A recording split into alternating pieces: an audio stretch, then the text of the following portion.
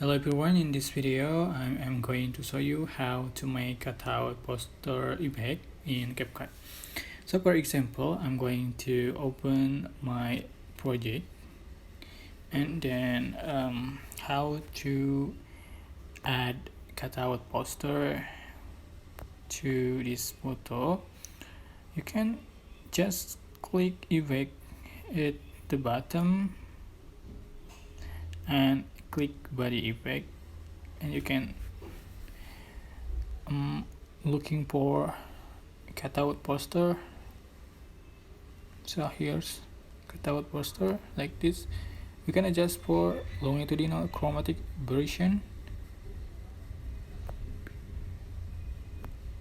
this and this background color size.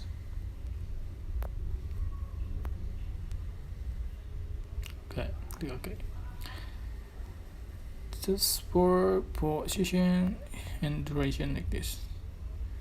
So here we go, that's how to make cutout poster effect in Capcut. Don't forget to click like, comment, share, and also subscribe.